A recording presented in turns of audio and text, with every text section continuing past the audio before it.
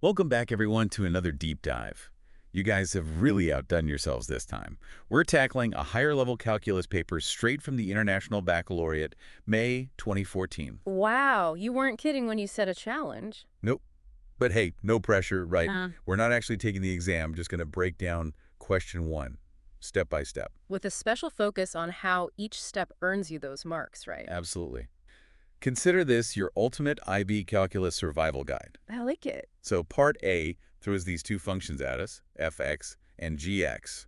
Lots of exponentials. A bit intimidating at first glance, I'll admit. The task is to prove a relationship between their derivatives. But hold on a sec. Before we even jump into solving this, why are derivatives such a big deal in calculus? Well, think about it. Derivatives tell us all about the instantaneous rate of change of a function, how much a quantity is changing at a specific moment. Like, imagine you're driving a car. Okay, I'm following. The speedometer, it doesn't care about your average speed over the whole trip, right? It only shows you how fast you're going right now at this instant. Makes sense. That's what derivatives do for functions. Tell us how they're changing at a particular point. So in this case, we're trying to figure out how fx and gx are changing and how those changes relate to each other.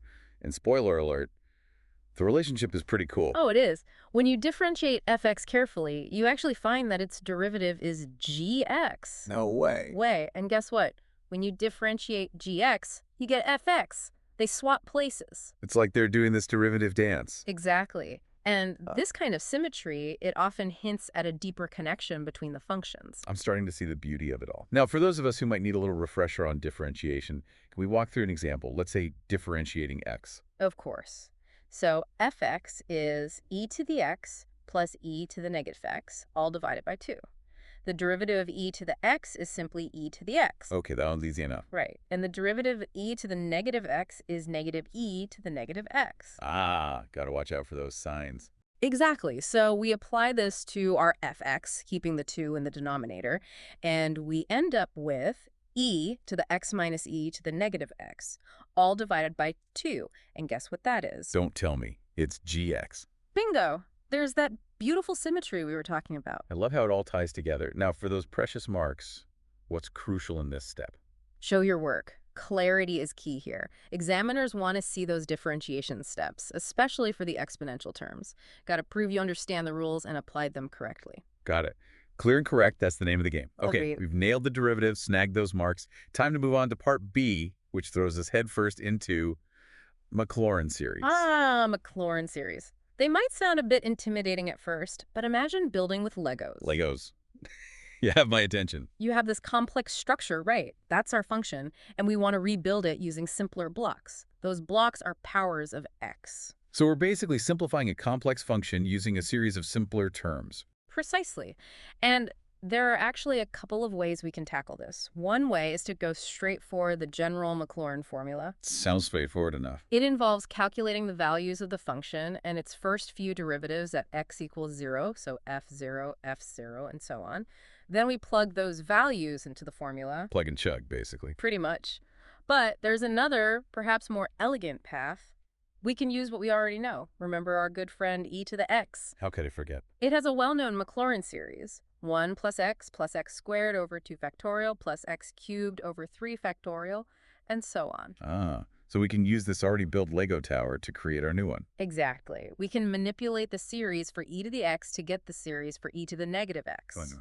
Then we combine those to build the series for our fx. Lego masterminds. So what do the first 3 terms of fx Maclaurin series look like after all those calculations? We get 1 plus x squared over 2 factorial plus x to the 4th over 4 factorial. Beautiful. And how do we make sure we get all those marks for this part? Clarity is king, once again. Show the steps you took to manipulate the series and how you arrived at those first 3 non-zero terms. But examiners also love efficiency. Work smarter, not harder, right? Using the known series for e to the x will likely earn you more marks than crunching through the entire Maclaurin formula from scratch. Got it. So we've conquered derivatives, tackled series, and now we're heading to part C, which throws us into the wild world of dot limits. Limits can be a bit tricky, I'll admit. They do have a reputation for being a bit slippery. But luckily, we have some powerful tools to help us out. Part C asks us to evaluate a specific limit involving fx as x approaches 0, specifically 1 minus fx all over x squared as x approaches 0. Okay, so which tool do we grab first? Well, remember that handy Maclaurin series we just built in Part B? That's one option. We can just substitute it into our limit expression. So all that hard work in Part B is already paying off. What's the other option? The famous L'Hopital's rule. Think of it like a mathematical loophole. When you have a limit that's in an indeterminate form like 0 over 0, L'Hopital's rule swoops in to save the day. It lets you differentiate the numerator and the denominator separately, and then evaluate the limit of that new expression. So we're basically finding a clever workaround to evaluate the limit. Exactly. And here's where things get really interesting.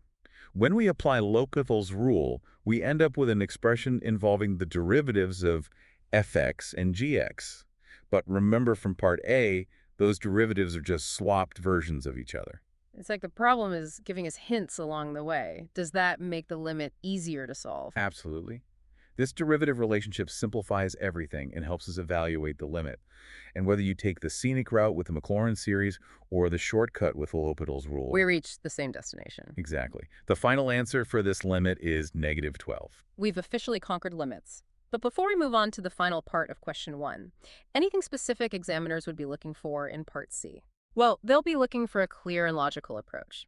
If you use the Maclaurin series, show those substitution steps and how you simplified the expression. If you choose L'Hopital's rule, make sure you show you understand when you can use it and that you've differentiated correctly. Great advice. All right, let's take a quick breather before we tackle the grand finale of question 1, Part D. On to improper integrals. Ooh, sounds scary. Okay. We're back and ready to tackle Part D. This time, it's an improper integral involving both fx and gx. Improper integrals. They sound a bit like integrals with a rebellious streak, don't they? Yeah, you can say that. Basically, they're integrals where one or both of the limits of integration are infinite, where the function itself goes a bit wild and becomes infinite within the interval. In this case, our integral goes from 2 to infinity. So we're dealing with an integral that stretches out forever. It sounds a bit intimidating. What's the game plan for tackling this kind of problem? Well, as always in math, we've got a couple of elegant solutions up our sleeve. The first one involves a clever substitution. Remember that neat relationship we found between the derivatives of fx and gx? Oh, you mean that they swap places when you differentiate? Exactly. And that's going to come in handy here if we let u equal fx. Hold on, let me grab my pen and paper. Okay, u equals fx. Right. Our integral transforms into a much simpler form because the differential, do, turns out to be gx dx. It's that derivative relationship that makes this substitution work so beautifully. So we're kind of shifting our perspective, looking at the problem through the lens of this new variable u. Precisely. It's like putting on a new pair of glasses and suddenly everything clicks into focus. With this substitution, that intimidating improper integral simplifies to the integral of 1 over u squared do. Much easier to manage. Wow, that's a neat trick. But you mentioned there was another way to solve this. What's the alternative route? The other way is a bit more direct. We can just integrate the expression with fx and gx as it is. Okay, so no fancy substitutions this time. Nope. This approach gives us a result with terms like e to the x and e to the negative x. But remember, we're dealing with an improper integral. That means we have to use limits to evaluate the result at that upper limit of infinity. Right, limits. They really are everywhere in calculus. How do we use them in this case? Well, we need to understand how those exponential terms behave as x gets really large. Remember, e to the x grows exponentially as x approaches infinity, while e to the negative x gets closer and closer to 0. Okay, so we have to be careful with those infinities. But I have a feeling that no matter which path we choose, we end up at the same answer, right? You got it. Both methods, if done correctly, lead us to the same surprisingly simple answer, 1. We started with derivatives, explored Maclaurin series, navigated the world of limits, and now conquered this improper integral. It's been quite a calculus adventure. But before we celebrate our victory, what are the key things examiners will be looking for in this final part? Well, for the substitution method, they'd want to see a clear explanation of why you chose that particular substitution and how it simplifies the integral. For the direct approach, the focus would be on correctly handling the improper integral using limits. So, clear steps, correct answer, and show your work. Exactly.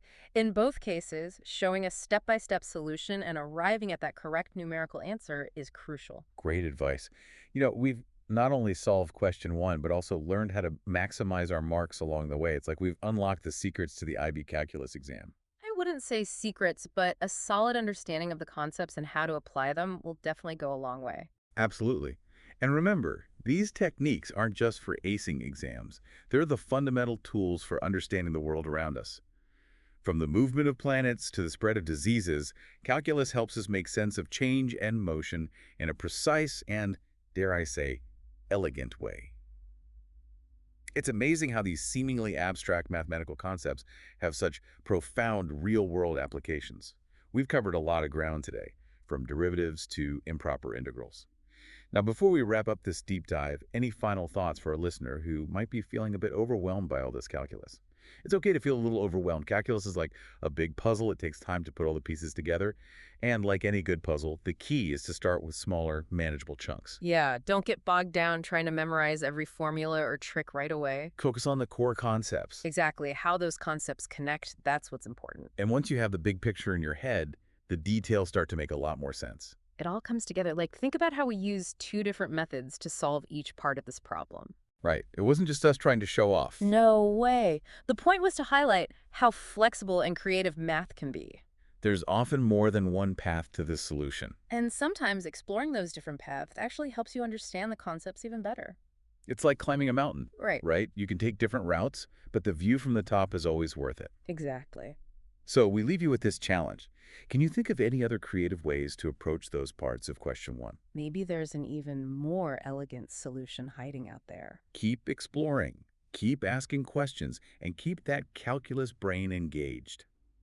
Happy calculating. And that's a wrap on another deep dive. Thanks for joining us. We'll catch you next time for another exciting journey into the world of knowledge. Until then, keep those minds sharp and never stop learning.